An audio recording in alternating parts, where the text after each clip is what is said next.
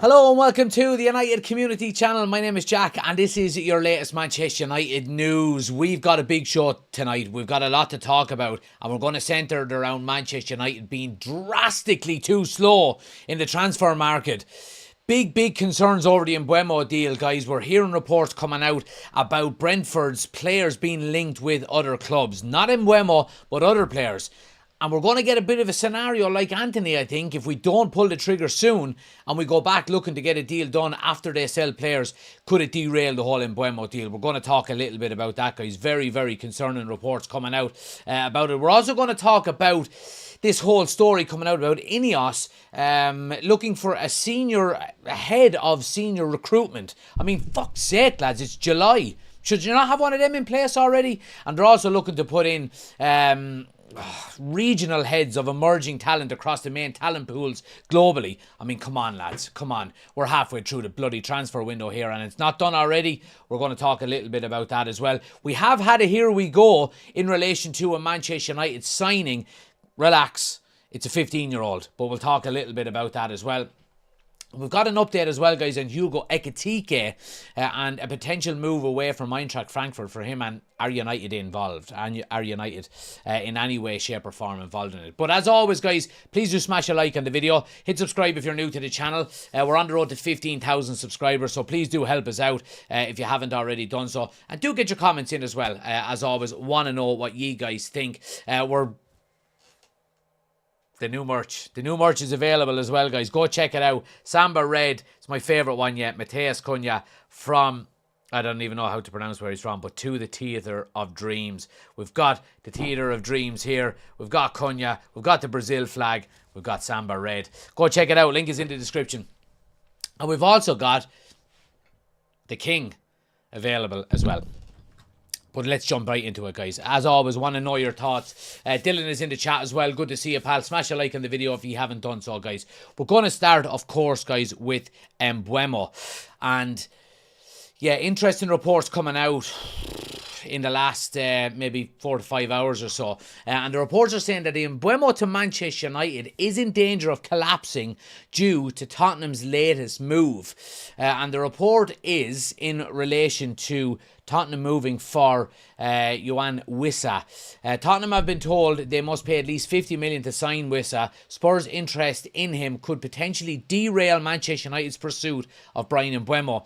United are weighing up a third bid from Mbuemo, with Brentford adamant that they want more than 62.5 million. However, Brentford are reluctant to lose both Wissa and Mbuemo this summer. United could end up missing out on their man if Spurs meet Brentford's valuation on Wissa. Now, look, we know that Manchester United are moving quite slow, and we already had a here we go for Spurs signing Kudus, and they moved relatively fast. We only heard reports on that 2-3 days ago, I think, and we've already got a here we go on it. Spurs are moving fast in deals that they're trying to get done, and if they decide that they want Wissa for 50 million and they move on him, the whole Mbuemo deal could fall through for United, because Brentford will go, well, we're not losing two players like that in the same transfer window. Absolutely no way. Now, other reports today from Sky Sports have suggested that United are not far away from the overall fee Brentford want, which is 65 million. They remain hopeful a deal can be done in time for him to be part of the pre-season tour of the US. Well, that's not for 2 weeks' time. We do have our first game, is it next week, I think, against Leeds. We're going to Copenhagen, and I think then maybe the following week, I think we fly out to the US. I mean, you want to be getting your act together, guys, if it's going to be... I mean, if you're planning on having him in for the US tour, and the likes of Spurs are making moves for Wissa as quickly as they've done for Kudus at West Ham, then we won't have him on the tour. He'll be absolutely staying at Brentford because Spurs will have pulled the trigger. Anyway, regardless of this is all speculation. What we do know is that Manchester United are being very slow on this deal. Now, there could be a number of reasons for this. Are they comfortable that they are going to get a deal done? Are they confident that they're going to get a deal done? Are the conversations that they're having with Brentford on a positive note to where they understand they don't have to be overly quick? Now, look, I've said this before. The fact that United haven't walked away from the deal yet gives me big optimism that they are going to eventually get the deal done. The big concern, of course, is that the longer it takes for him to come, the less time he has on the training ground with Ruben Amorim for pre-season. Now, I know we're only back a few days, and, we still only have a skeleton squad that have returned for pre-season. But with your signings like Matheus Cunha, and we've all seen the clips of him back in pre-season, you do want to be able to make sure that, you're getting your signings in as quick as possible. I do think that, if we can get the majority of our signings in to go on the pre-season tour, if it's going to be in Mbuemo, we'll get on to strikers. And look, I'm clutching at straws here. I'm getting worried. I am getting worried about the pace at which we're moving in this transfer window and the amount of players we've got in. It is a concern. It's a concern. And look, Manchester United don't need a big of a squad this season as they did last season, because we don't have European football this year. There's going to be less games to play. You're basically going to have a game a week for the majority of the season, obviously bar maybe the odd, cup games if you get to the latter stages of them. So Manchester United don't need as big a squad this season as they did last year. But we still need signings. We still need a big overhaul of this squad. And when you're talking about potential outgoings, which we're probably not going to discuss tonight because there's no real, advances on any of them over the last couple of days since we were last live. I think you can lose Rashford, Antony, Sancho, Malacia, Garnacho without directly having to replace him past Mbuemo and Cunha, for example. We know we need a striker regardless of outgoings anyway, and that's the big concern. But I do reiterate what I said about getting a striker in a couple of weeks ago. A striker coming to Manchester United and getting used to what Ruben Amorim wants from him and the formation we play and, the system, the tactics, whatever the case may be. I don't think it's as important to have a striker in for the majority of pre-season than it is for the other positions of the pitch. Your number 10s, your number 6, whether it be a wing-back, a centre-back, whatever the case may be.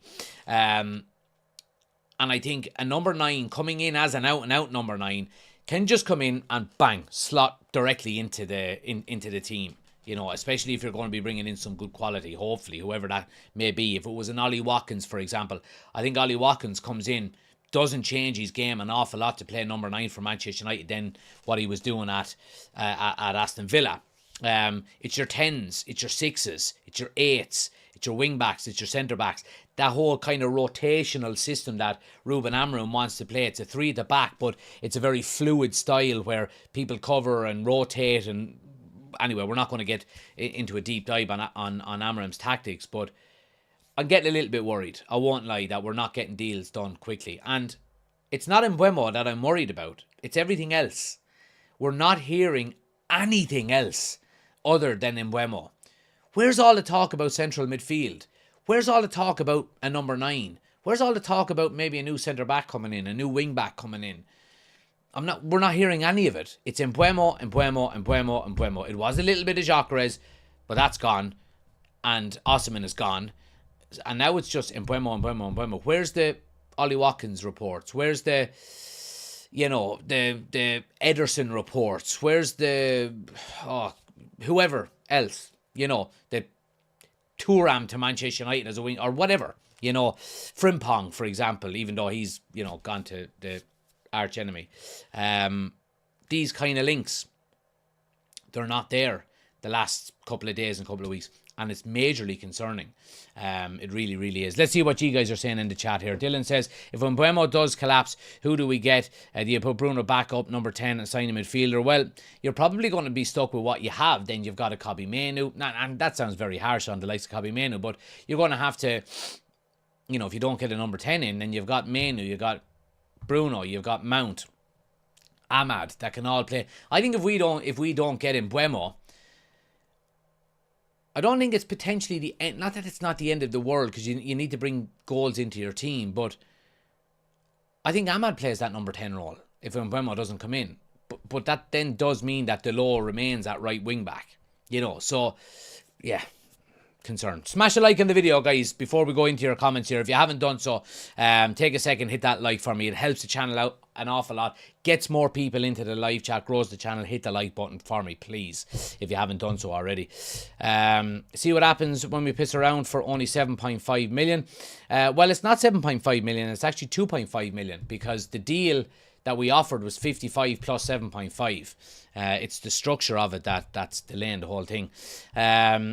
Chris says, I have to disagree. I am sorry. They have to know movements, how to press, at what speed they press. That's a terrible excuse for our terrible window. I'm not saying they don't need to know all of that. I'm saying they need to know less of that than a number 10 or a number 6. You can't tell me that the rotational system that Ruben Amorim plays and the fluid system that he plays is as important for a number 9 as it is for a number 6 or a number 8 or a number 10. It's just not. You know what I mean? That whole rotational system with the 2 6s, 2 10s is Ruben Amorim's whole system, with your wing backs bombing forward, your centre back stepping out into a full back position, or one of them covering in around one side to make up a back 4. The number 9 presses left and right, of course he does, but he has nothing got to do with the whole flow of, like, the number 9 is not going to find himself in a right wing back position because the whole system is flowing and rotating. It's just not, and I'm not making up that. I'm not using that as an excuse for a terrible window. I'm just saying, if a striker is the last one to come in, you still want him in before the season starts, and as early as you can on pre-season. But if he's the last one to come in, it's not as bad if you're bringing in a number 6 who's going straight into the team, who's got no pre-season and hasn't learned any of the tactics or formation. Ineos move slow. When Mbuemo is done, we will be stuck on one signing for another couple of weeks by the time they have missed pre-season and need to get up to speed. We basically are stuck with the same squad. Yep, we are. Absolutely, we are. Yep, 100%. Look, we've got two signings in the door. One is Cunha and one is Diego Leon. It's now look. I think if we weren't in for Mbuemo and he didn't make it clear that he wanted to join United 5 weeks ago, would we be still this concerned? Would we be happier with what we've already got? I mean, like we said, last season we didn't sign a player. Last summer we didn't sign a player until the 14th of July. It's the 9th of July now and we've got 2 players in. And hopefully another one will be in within the next week to 10 days. So that's 3 players signed, basically in the same time that we signed 1 last year. And I'm not making excuses, because the overhaul of this squad needs to happen. But again, how much realistically do Ineos or Ruben Amorim want to get done within one transfer window? Like we said, we won't have as many games next season as we did last season. You don't need as big a squad. You need to sort out that forward line as a priority. So yeah, I think that's potentially how they're moving, to be quite honest with you. But yeah, we're going to have to wait and see, because nothing is happening at the moment. Dylan says, did you enjoy the match on Sunday? Our first game is Saturday, is it? Did I enjoy the match on Sunday? I did not enjoy the match on Sunday, Dylan. No. I was in Croke Park for tipping Kilkenny, and left with my tail between my legs. But we threw it away. We absolutely threw it away. We were atrocious. But anyway. As long as Ineos and the Glazers are here, we're fucked. I disagree with that completely. How long did it take for United to get Ugarte late or last season? He agreed personal terms in July, didn't come till mid-August. Chris says, we even said window last season was terrible. We were supposed to be better. It's not better, so they have given up on European football. Were we saying it was terrible last season? When it closed, we weren't. We were actually saying the signings were quite good. We signed Ugarte, we signed De Ligt, we signed Masraoui, we signed Who else did we sign? Xerxes, and there's one more, Lenny Oro. I don't think we were saying it was a bad window while the window or after the window was closed. Maybe we were having, itchy trigger fingers again throughout the window, like it seems we do every bloody season. But I think realistically, we should judge the transfer window once it closes. And if we can get Mbuemo in for him to go on pre-season tour with us and potentially get a striker in that time as well, which probably won't happen, to be honest. But, yeah. I mean, if we could get Mbuemo in and maybe, let's say we're going for a number 6 or a number 8. If you could get that done maybe by this day 2 weeks, yeah, I think it will, on the face of things, be a lot more positive, and then try and get a striker in before the start of the season, But that's where we are, unfortunately. Said the timing of the Lakers coming in, or the players coming in, was terrible because they didn't get a pre-season. Yeah, I agree. Absolutely, I agree. What you also have to realise as well, and what we have to take into consideration, is that Ruben Amorim is going to have a full pre-season with the players that were there last year as well. Now, realistically, who are we moving on? Nobody that's not in these plans. Like Garnacho is potentially going, Rashford, Sancho, Anthony, Malacia. Everybody else is going to get a full pre-season under Ruben Amorim to learn his ways and learn his system and learn everything he wanted to be teaching them throughout the season.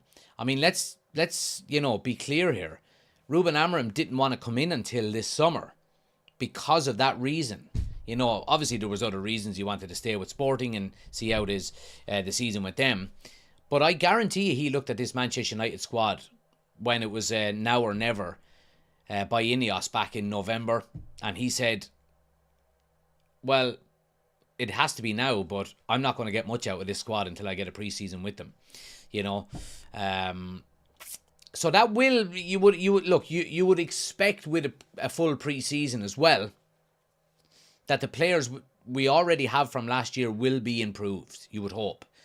What was the issue last year? It was goals, wasn't it? We couldn't fucking score goals.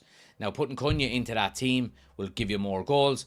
Hopefully, putting Mbuemo into that team will give you more goals. And we've got to put another striker into that team. Whether that be Ollie Watkins or whoever else. I'm sick of, mentioning strikers because, who are we getting linked with? And I think that will move us up the table. I think if you can improve the players that are already there, get them learning the system a lot better, understanding it, on top of bringing in some new players that can add goals into your team, I do think it will drastically improve us. I do. Is it going to get us back into the top 4? Probably not. But I don't think top 4 is a realistic aim for us next season. I genuinely don't. I would love it to happen. But if you're talking about Liverpool, Man City and Arsenal, not specifically in that order, being the first 1, 2 and 3, you're going to have Chelsea who are strong. You're going to have Newcastle who are strong. You're going to have Spurs. Are they going to be up there, thereabouts? Aston Villa are going to be good again.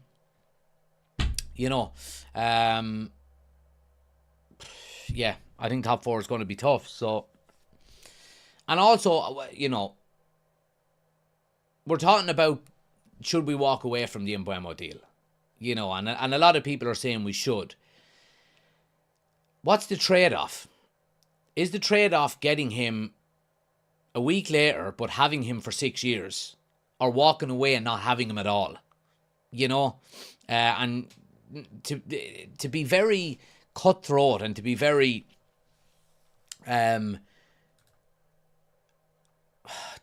reactionary to not getting him instantly might not be as beneficial to us as just being a little bit patient.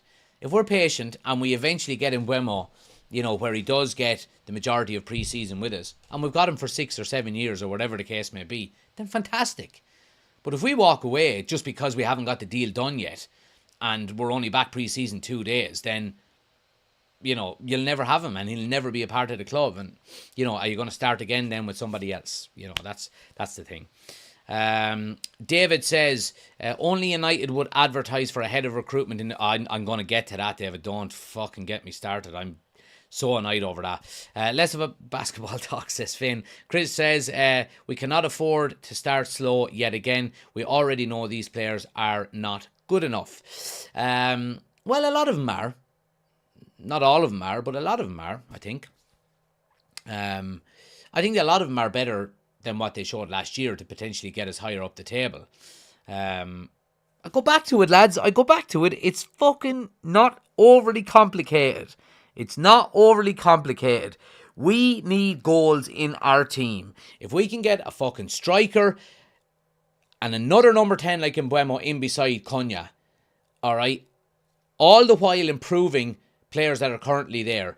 Like, I was reading 3 or 4 different reports from people who were close to Amram and former players of him that say Mamadou Ugarte will cook next season because he knows the system inside out. We've got players who have had very good seasons like Lenny Yoro, De Ligt, besides getting injured, Aiden Heaven.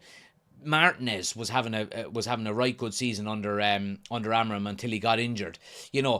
We've got Diego Leon in there who seems to have a fantastic mentality. Are we moving Amat back to wing back where he's going to absolutely burn it up? Let's hope so. It's not all bloody negative. It's not all bloody negative. It really, really isn't. And if pre-season goes as well as it can for, the players that are going to be involved next season that were there last season, they are going to improve. And if we can just sprinkle a little bit of fucking goal dust and goal magic into United's starting 11, then we will improve. Will we improve to the point of getting this top 4? Probably not. We need to probably have a couple more transfer windows under our belt before that happens. But yeah, let's not throw the baby out with the bathwater here for the moment. When do you expect the next signing? Hopefully it will be as soon as possible, says Dylan. I would hope that we have Mbuemo done by this time next week. Well, when are we flying out on pre-season tour? Whenever we're going to America. I think we're going to America on the 21st. I think. And if we have him in by then, brilliant. That's about 10 days away.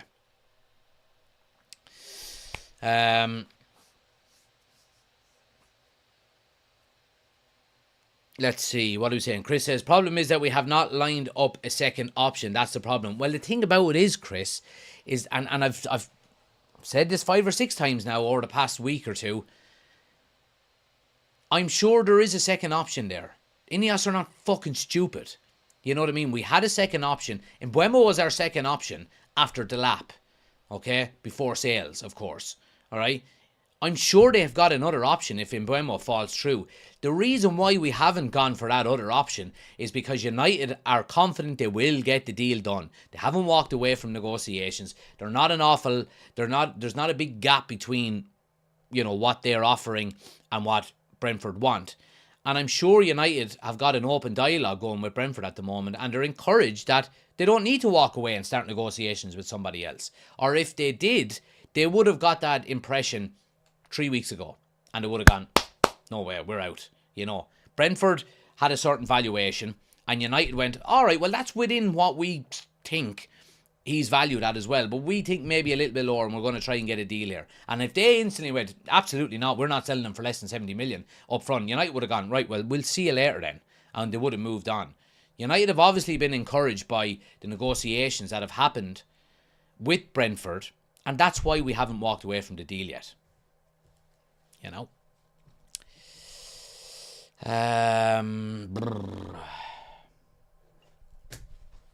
Let me see. Walking away now would look so bad, especially if there's no plan B in place. Why is it only one transfer at a time? I don't know, to be honest with you. Look, I think the main reason why it's one transfer at a time for us is because we knew before the start of the transfer window that United had got money for 2 players before they needed to sell anybody.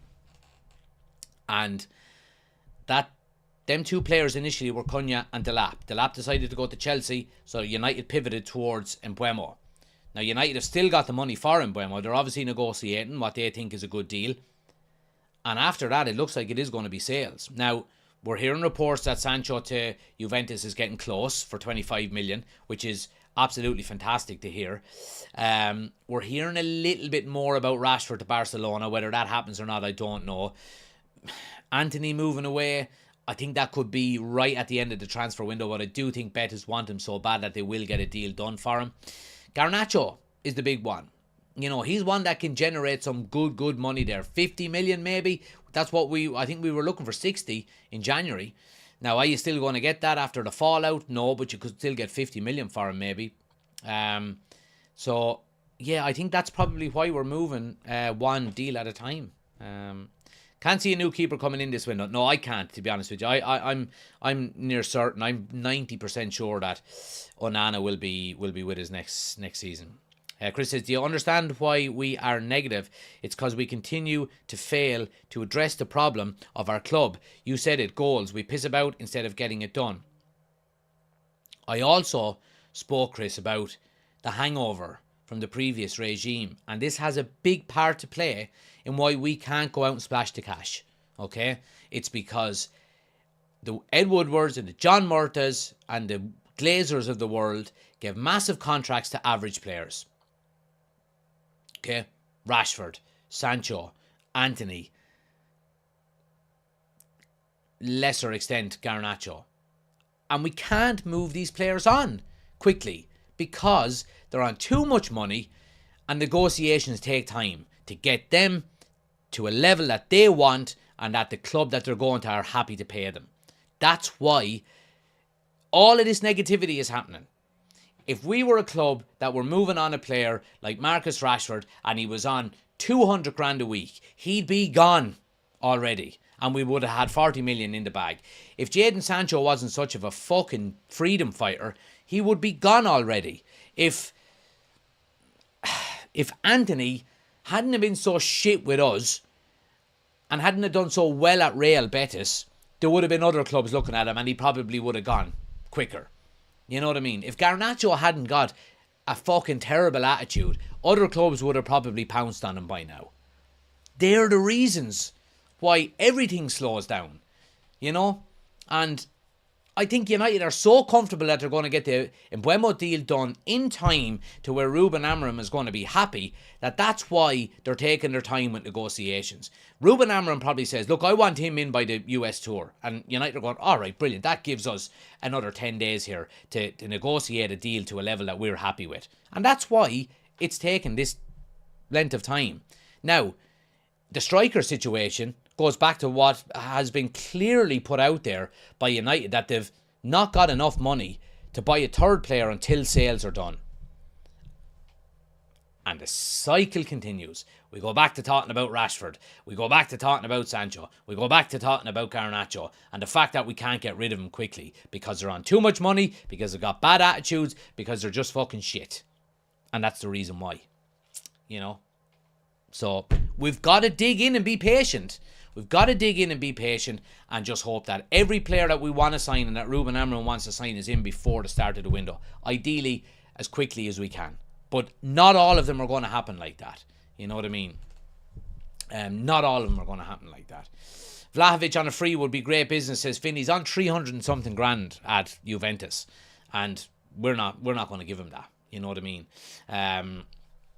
But look, in relation to Mbuemo, like some reports have suggested that, you know, he's growing frustrated himself. You know, Brentford are looking for a fee in excess of 63 million and have been encouraged by the fees of Madueke, Elanga, so on and so forth. He has been allowed time, according to other reports, extended periods away from Brentford. I think they're back to pre-season as well this week, but he's been given the opportunity to stay away. So again, that's another encouraging sign that a deal will get done. But we've just got to be patient, lads. We've just got to be patient. It's a never-ending cycle. But I go back to what I've said about Ineos holding their ground on giving silly money out to players. If you do that for long enough, eventually you will have a squad of players that are paid correctly for the talent that they've got.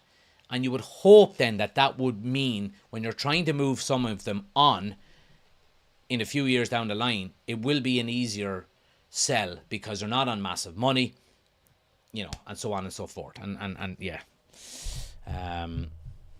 But yeah, I want to move it on, guys, for the last few minutes. And I want to talk, and again, this is going to absolutely annoy me as well because it really, really did. Let me take a sip of water here first and cleanse the palate because this is really going to, fuck it, I'm going to get riled up here again.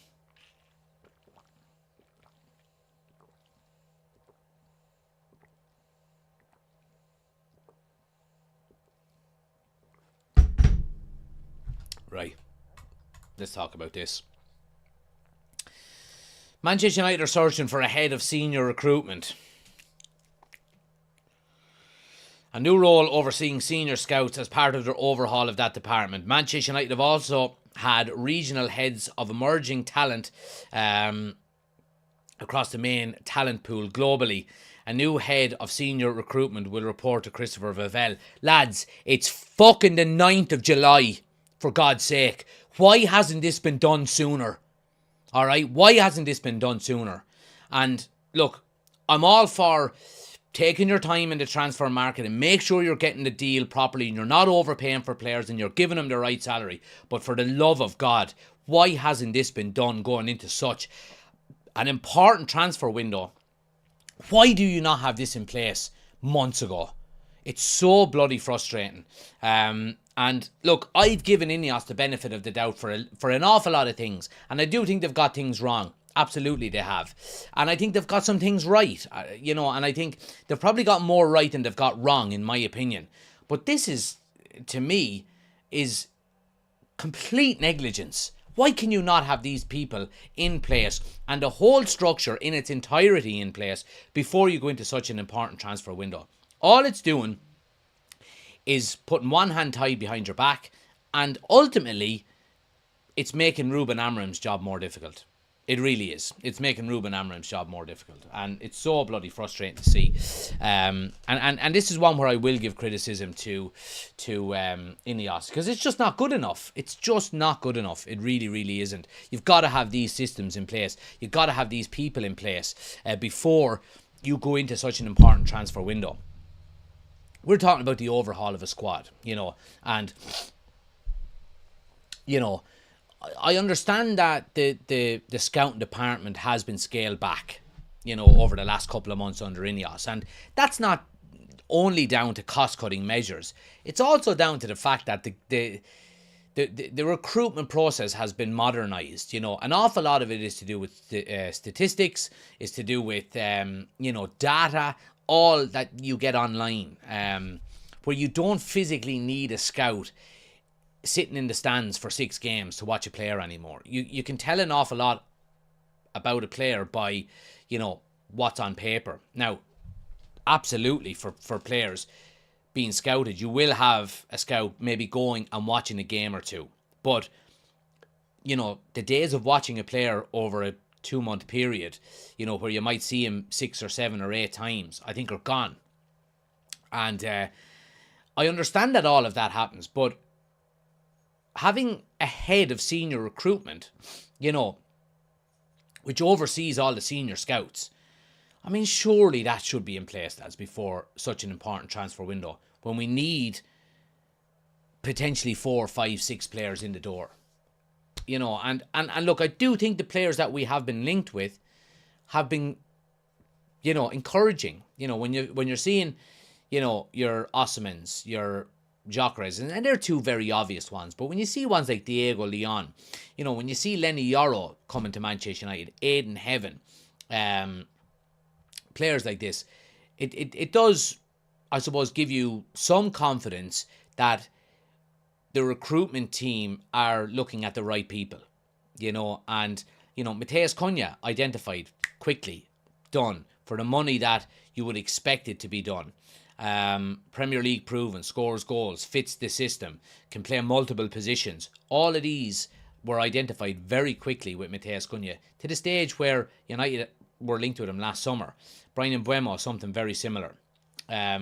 We are being linked with the right type of player now, and we're not going out and trying to sign, fucking Mbappe or Vinicius Jr. or some bum who was supposed to be unbelievable, but Real Madrid or someone didn't want him. You know what I mean? A Vlahovic on 300 and something grand. Ed Woodward would have gone, give me that, lad. I'll give you the same money that you're on. I'll give you 300 grand a week. Come to us, and he'd do fucking nothing. You know? So I am encouraged by who we're being linked with and the type of deals we're getting done. You know, outside of how quickly we're getting them done, obviously we spoke about that already. But yeah, I mean, not having this whole structure in place when, you know, a senior head of recruitment, it's desperately frustrating. It really, really is. It's desperately frustrating, and yeah, it annoys me. It really, really does. Anyway, let's move it on to something a little bit more positive. Guys, we have had a here we go from Fabrizio Romano today in relation to a Manchester United signing. And it is a 15-year-old, a talented 15-year-old centre-back, Harley Emsden James, has signed for Manchester United. Here we go. Premier League approved the transfer. Manchester United recruitment team have been tracking Emsden James, I'm going to have to learn that, Emsden James closely over the past 12 to 14 months. United see him as a major talent for the future. Great news. Absolutely great news. Really, really is. Another centre-back in the door, and one with an awful lot of talent, it seems to be. Now, look, again, this has Jason Wilcox written all over it, to be quite honest with you, and fantastic. I'm all for it. I'm all for these signings. And if we continue to sign these good players coming through, and again, I know, don't fucking start. I understand we need players now, okay? And we will continue to do that. But getting players in of this talent at such an early age for pennies is going to produce us absolutely fantastic players in the future. It really is. Now, they all won't be Manchester United first team regulars, but you might be able to sell one or two of them on for 20 million, for 25 million. You know, Man City have been doing that an awful lot with academy players who have never even played in the first team. Some of them have gone for that type of money. So behind the scenes, Manchester United are future proofing this team and this squad and the club by signing these good young players, and it is really good to see. We do need signings for now. We really, really do. But yeah, it's good to see these young players coming in. Now, finally, guys, I want to talk a little bit about the striker. I know we mentioned it a few minutes ago, but I just wanted to mention this. Fabrizio Romano has given us an update on Ekitike. Hugo Ekitike keeps attracting interest from the Premier League, with Newcastle keen on the striker. More Premier League clubs remain also informed on the situation after Liverpool and Chelsea calls in June, Al Hilal and blah, blah, blah. Yeah, again, I go back to what I've said. I think it's concerning that Manchester United are not being linked more with strikers at the moment. I honestly think we're going to go for Ollie Watkins. I really, really do. I think Ekitike is too expensive. He's going to cost anywhere between 70 and 90 million. And I think Manchester United can't afford to pay that right now. If you could get an Ollie Watkins for a 50 million plus maybe some add-ons, who's Premier League proven and who's scored, you know, double figures in the Premier League for the last 3 or 4 years in a row, brilliant. I would go for that. I really, really would. I don't think we can take the chance on an Ekitike, an unproven striker. Again, he's had one good season, guys, for Eintracht Frankfurt, really. You know, he got dismissed from PSG because he wasn't good enough. We can't take that chance again. We really, really can't. And if we do, and it doesn't work out, it's a major, major, major setback. It really, really is. But anyway, guys, look, let me get through one or two of the last comments here. Anna says, frustrating seeing the same regurgitating tweets about Mbuemo deal being close. Pay Brentford the money and get it done. He will be a game changer in our attack. I agree, Anna. I agree. If it's a couple of million, just get it done. But yeah, I think we will get it done. 50 million at 30 years old. Well, Chris, I mean, a striker, you wouldn't pay 50 million for a 30-year-old centre-back, but strikers are of premium value at the moment, so yeah, I think 50 million, to be honest with you. I think that's what we probably would end up paying for Ollie Watkins, genuinely. I mean, name me a striker, any striker, that you would get for less than 50 million who's not, you know, Callum Wilson, Jamie Vardy, or the other lad we've been linked with, Calvert-Lewin. You know, name me a striker that you would get for less than that money, who's going to be pretty much guaranteed to score goals in the Premier League. Yeah, so... And look, the way guys are looking after themselves these days, you know, you would expect them to be able to play properly until he's 33, 34 maybe. I mean, you'd easily get 3 good seasons. Yeah, I mean, Aina says it there, you'd get 3 good seasons out of Ollie Watkins. And I hope that would be the case. But anyway, guys, look, we're going to leave it there. I do appreciate you all watching. Good debates tonight in the live chat. Really enjoyed them. You know, and happy days. Chris says he will have a list tomorrow. Well, bring it on, man. Bring it on. We will be back tomorrow night, guys, as Chris said there, with the United Community Podcast from 9 o'clock. So make sure you're tuning in for that. Smash a like on the video if you haven't done so already. It does help us out an awful lot. Subscribe if you're new to the channel. We're on the road to 15,000 subscribers, as you can see in the top right of the screen here. Yeah. But what are we? We're 1,675 away. So yeah, hit the subscribe button if you can. Helps us out an awful lot. Hope you have a great evening, guys. I'll be back again tomorrow, so make sure you're tuning in for that as well. Thanks for watching and thanks for listening. Have a great evening. Good night. And God bless.